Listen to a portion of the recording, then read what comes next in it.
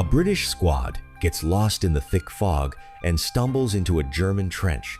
But they soon realize the most terrifying thing, there isn't the enemy. The story takes place on the Western Front in 1917. British troops charge a German position, but Charlie, the youngest soldier in the unit, is too scared to leave the trench. Sergeant Tate has to drag him out. Heavy artillery fire quickly scatters the entire force, and poison gas starts rolling toward them. Everyone rushes to put on their gas masks.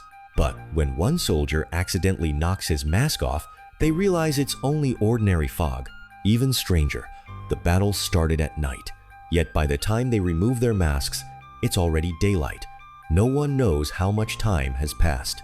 Charlie is left with only a handful of men, including Colin, whose spinal injury has left him unable to feel his legs. They carry Colin through the fog for hours, but they can't find their original position. No matter which direction they take, they always seem to end up back on the same corpse-covered battlefield. It's as if the entire squad is going in circles. Hoping to find a way out, Tate orders the men to split up and search the area. Before long, they discover a sprawling network of German trenches. 3 terrified German soldiers are hiding inside. Willie repeatedly orders them to drop their weapons, but they don't seem to hear him. They just stare in horror at something deeper in the trench.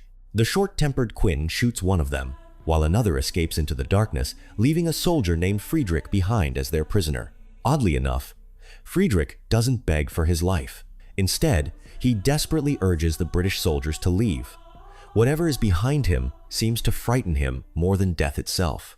Captain Jennings is convinced they've crossed the enemy line and captured an important position. If they can hold it until reinforcements arrive, it will be an easy victory.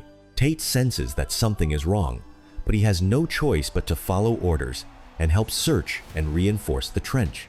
They soon discover rotting bodies everywhere. Some are tangled in barbed wire, while others still have German bayonets lodged in them, suggesting they were killed by their own men. Even the compasses and watches have stopped working, leaving the soldiers unable to determine their location or the time.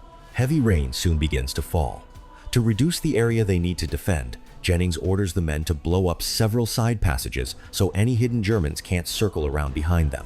Once the explosions stop, a red liquid slowly begins seeping from the muddy walls and an inhuman growl rises from below.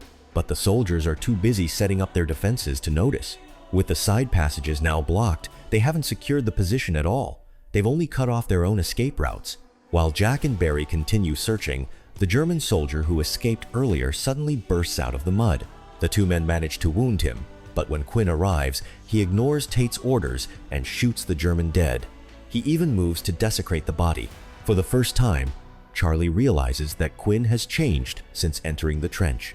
There's nothing left in his eyes but the urge to kill. Brad, the radio operator, finally gets through to headquarters, only to receive an even more disturbing message. No matter what Jennings says, the other side insists that their entire unit, Y Company, was wiped out during the earlier assault. They refuse to believe anyone from the company is still alive. And then the connection suddenly dies.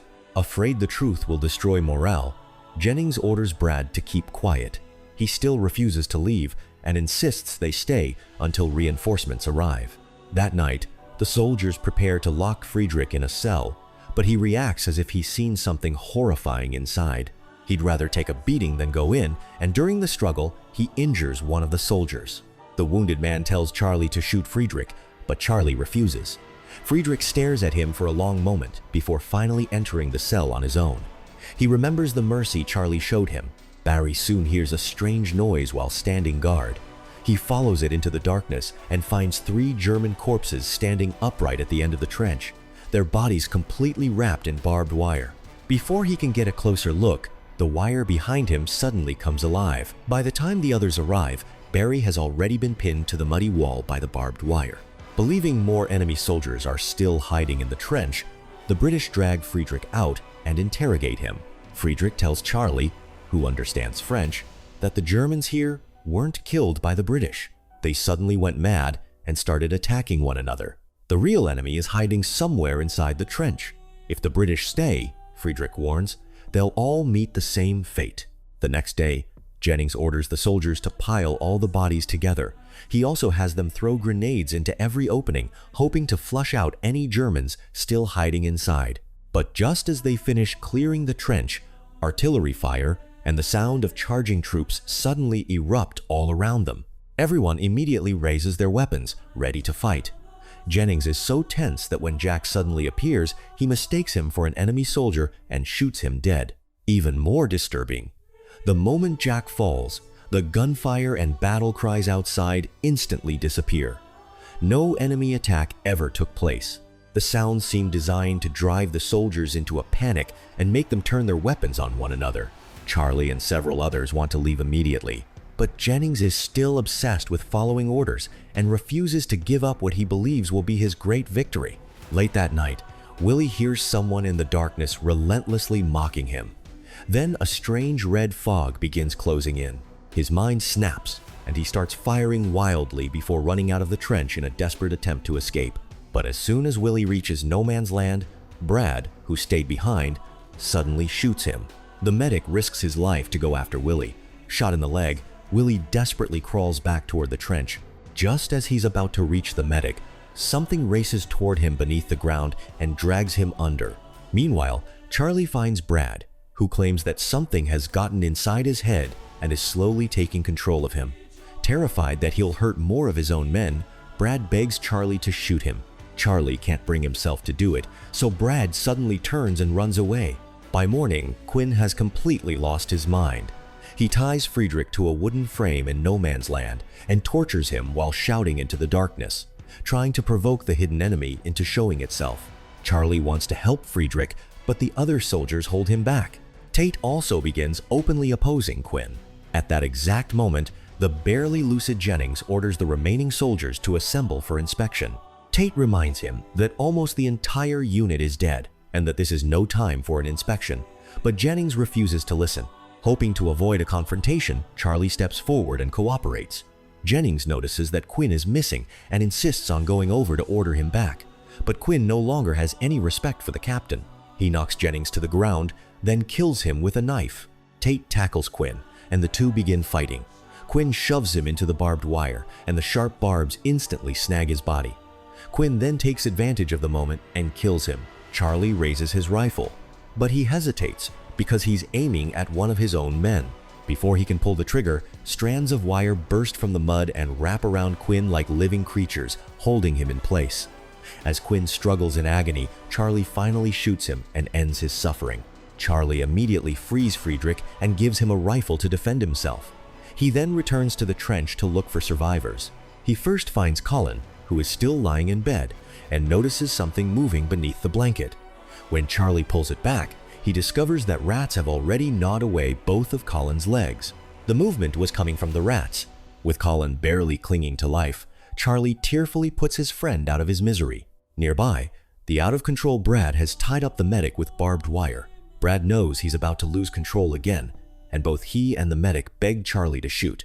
Charlie hesitates once more, and Brad immediately kills the medic. Only after the last of his comrades falls does Charlie finally pull the trigger. Charlie is now the only member of the squad left alive. But before he can find a way out, the pile of bodies in the trench begins collapsing into the ground. The living barbed wire seals off every passage. Charlie desperately scrambles for a way out, but he falls with the corpses into a bottomless pit. When he wakes up, he finds himself in an underground cavern filled with bodies. Charlie lights a flare and spots a radio among the dead. Then he hears the voices of his fellow soldiers in the distance. The men who died are all sitting together, completely unharmed, just as they were when they first entered the trench. There's even another Charlie among them. The sight shatters his sense of reality, and he can no longer tell whether this place is hell, a hallucination, or a replay of everything that happened before. Charlie refuses to accept it. He turns, runs out of the cavern, and climbs back into the German trench above. Friedrich, now completely unharmed, is waiting at the exit with the rifle Charlie gave him. Charlie frantically reminds him that he saved his life. Friedrich calmly explains that because Charlie was the only man in the unit willing to help an enemy, he's also the only one allowed to leave. Friedrich points toward the ladder leading to the surface, then vanishes. Charlie finally climbs out of the trench and walks alone into the endless fog. Before long, another lost British squad arrives and finds Friedrich sitting in the trench once again. As he slowly raises his hands, the same nightmare begins all over again. The film never fully explains the evil force inside the trench, but throughout the story, it uses fear, hatred, and violence to push soldiers into turning their weapons on the men beside them. Charlie escapes not because he's braver than the others, but because even in the middle of a brutal war, he's still willing to see an enemy as a human being. Perhaps what truly traps the others isn't the trench at all, but the humanity the war has already stripped away from them.